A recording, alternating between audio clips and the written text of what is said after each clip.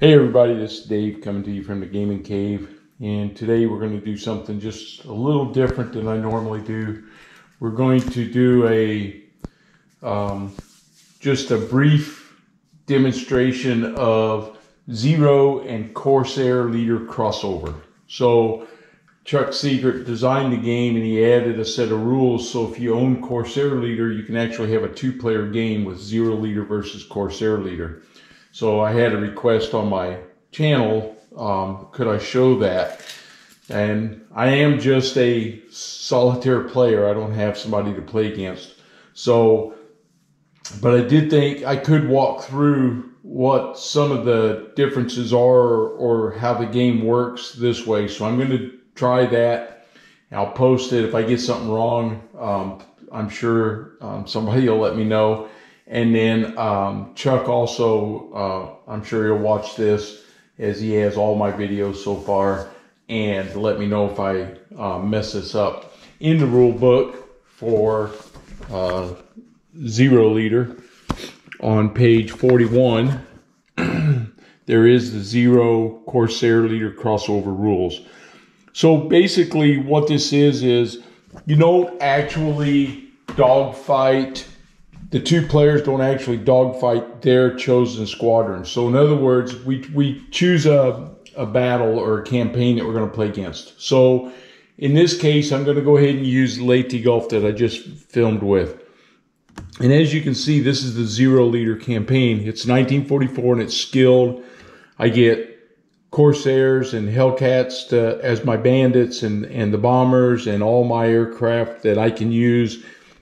And then here's the Corsair leader Battle of Leyte Gulf. It's a 1944 U.S. Navy standard. So it's more difficult for the Japanese because by 1944, the Americans had better aircraft, better pilots.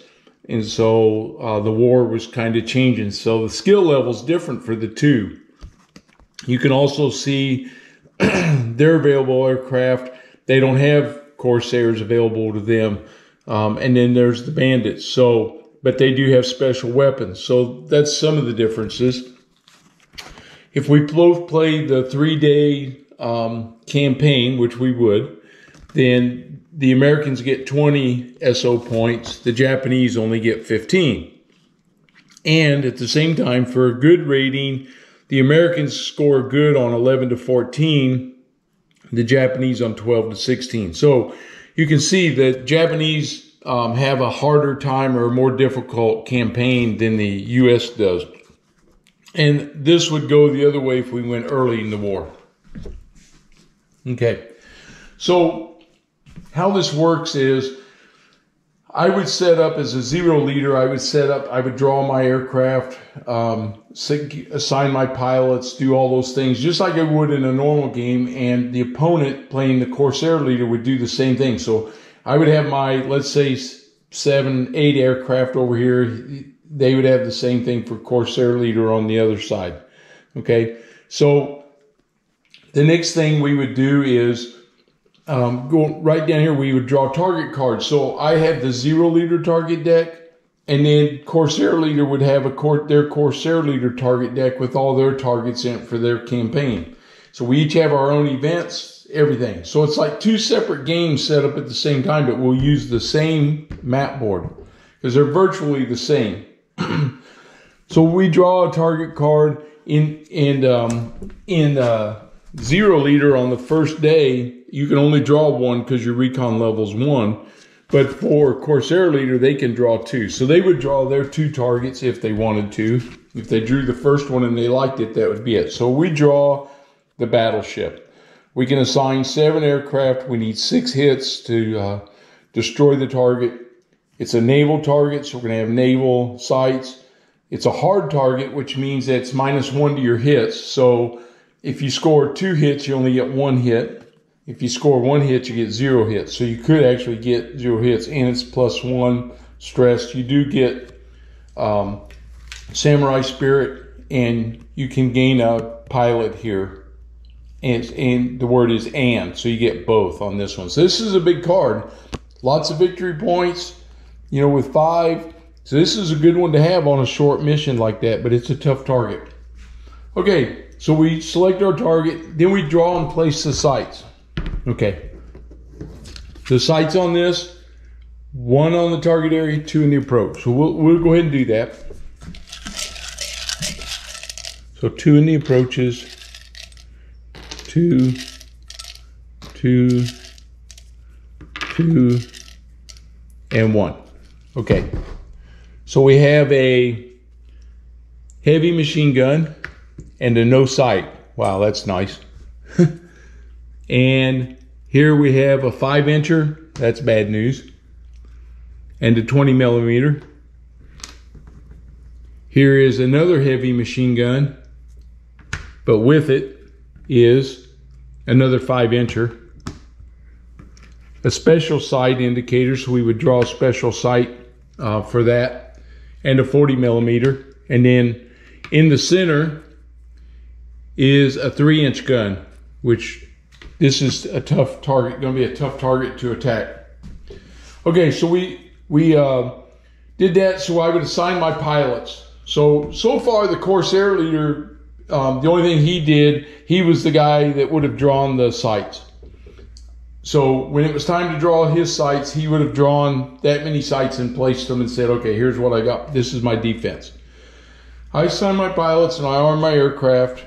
We draw a target bound event card, and then I place my aircraft. Well, I'm going to come in from the north. So I actually have 5 bombers. So I'm going to bring them in this way. And 2 fighters out here. 2 ace pilots. These are the same planes from the previous video that I shot, but I'm coming in from the north. Okay. And then the next thing we do is we determine and place bandits. So the way we do this is Corsair leader, the Corsair player. He gets bandits. He gets 1 for the target and he gets 1 for each approach. So there's 4 approaches and 1. So he gets 5 bandits. So we shake up and he draws out 5. 1, 2, 3, 4, and 5. Okay. Now he's got 5. So he goes through, he's got a no bandit and a no bandit and a no bandit, and he gets a average F4U, and he gets an average F4U. So he's got 2 Corsairs. Now he gets to place these wherever he wants. The limits though are he can only have 1 of them over the target area and 1 of them in the approach area, per approach area. So he can't put both in the same approach area. So he'll put 1 in the north approach and he'll put 1 in the west approach, let's say. Okay. Then we would draw our over target event card. We don't have any adjustments to make for changing anything. And then from there, we would move into turn 1 and we would begin. So no combat, nobody's in range of being shot at yet. So it would be time to move. So we would move our bombers in. Our fighters come in. This one picks up this Corsair. So that's who he's going to dogfight. Now the Americans move and the other 0 picks up the other Corsair. So because I was lucky on my draw, there was only 2 aircraft that I had to pick up with my fighters, which works out perfect for the Americans. So the turn goes to turn 2, and then the first thing that's going to happen is we don't have any fast pilots, we don't have any situational awareness, and then the sights and bandits attack. So the American player gets to choose with his sight any low aircraft that he wants to fire at. So he can decide, I want to fire at the Zeros, or he can go after the bombers, which of course I would do. I would go after the bombers because that's who I want to knock down, protect my battleship. So he would pick which one. So that takes out the randomness that we had when we play at solitaire, where we go, okay, there's out of the 7, there's 5 available. I roll a die and it tells me which one the defense fires at. Here, he's actually strategically saying, this is the guy I'm going after. Okay. And then, of course, he also has a 5-inch gun over here, which can only fire at high targets. And there's actually 2 that are high targets over here. They're dive bombers. So he would pick which one of those he wants to fire at with that gun, and he would fire because it has a range of 1. He also has a range of 1 with this 3-inch on the low, high or low. So again, he can pick which ones he wants to fire at. So it adds more strategy with the 2-player because now they're picking out who they're going to fire at. And it takes away some of the randomness that you need for the AI. You go ahead and play the dogfights as usual. The only difference is that when we go to the board, you don't roll for the random maneuver for the bandits. The American player would choose what bandit he wants, what maneuver he wants his plane to try, but he would still have to roll for his maneuver success and then his attack resolution on the board. Same thing for me. I would do mine. I would pick my maneuver. So all these things are just like they typically are, okay? And then we play the game, we come in, we hit the target, we go home, we do our homebound event, and we go home. Then the next thing that happens is the American player plays his target that he drew, okay?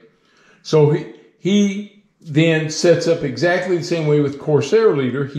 We draw the sights for the Japanese, we put in the Corsair targets and all those things, okay? So basically what you have is 2 games going on at the same time.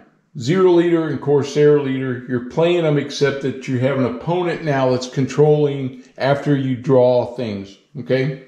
So the opponent controls those things. So yes, this adds some realism to it when you have 2 players because you say, well, we're only having 1 battle a day, but that's really not the case. You can have multiple battles.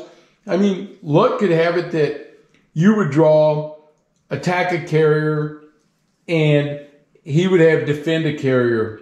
And so the simulation there says, you know, when these attacks happen, they didn't come with like 5 planes.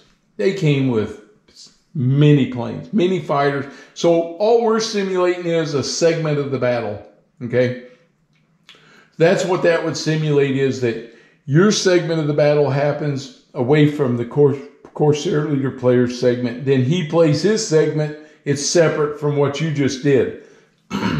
Remember, like at Midway, the Americans sank more than 1 carrier on their strikes. So, and they had multiple strikes in the day, and the strikes were happening at the same time that the Americans were hitting the Japanese were hitting the Americans, okay? So all these things can happen. That's what I think Chuck Seegert has designed into the game. It just simulates that you have multiple battles, multiple things happening at the same time, and I think it's really cool. It's 2 games. At the end of the day, I'm going to, as the zero leader player, I get my victory points. It tells me how I did. The Corsair leader player, he's got the same thing. He's going to get his victory points. It's going to tell him how he did. Maybe I have a good day, he has a great day. Maybe I have a great day, he has an adequate day. You never know, right? It's how you play and how the dice fall for you and those things. So I think it's really cool. If I had a second player, I'd actually do the playthrough, but it's kind of hard to play both sides, and it just makes a twice as long video is what it does. So I think that's what I was trying to show, is it's 2 games happening. You don't actually have his assigned planes fighting your assigned planes. It's 2 different things. You draw your targets at the same time. You select your targets. Neither one of you know which one has targets, and then you play. The Japanese player on turn 1 goes first, and turn 2, the Corsair leader player would go first. It really doesn't matter because at the end of the day, it's 2 separate battles happening and how you're going to conduct your combat and things and your targets. I might have, like this was a big target with 7 aircraft. He might choose something that only uses 3 of his aircraft. The next day, he might have the large one. I might have a small one where I'm resting my pilots. So I think it's really neat. I think it's cool. I wish I had somebody that I could play against. It'd be fun, you know, for make it a 2-player game. But right now, you know, I just wanted to go through and show you, this is kind of the setup. When you're playing this, you know, the 0 leader rules and the Corsair leader rules are all very similar. If there's anything that conflicts, you go to the 0 leader rules because they're the newest set. And if there's anything that conflicts with any of the rules here in the rule book for the crossover, then you go to this. He's got all the steps in here just like they normally are. You have your target bounds, your over targets, your homebound flights, your debriefings, you do your maintenance, all the same things that we were doing in the game. And then he does have target destruction effect charts. So you can see here for 0 leader, that was target number 34. The battleship, if I destroy that, after placing your next naval target sites, remove 2 of them. So I get benefits from doing that. And then the Corsair leader has the same thing. He has, if he destroys certain targets, he may get benefits. You may lose a victory point. You may gain victory points. Okay. So that's all pretty neat.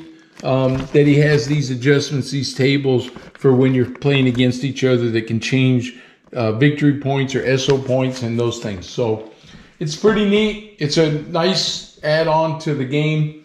I hope you enjoyed the video. If you're new, please, and you haven't already, please subscribe.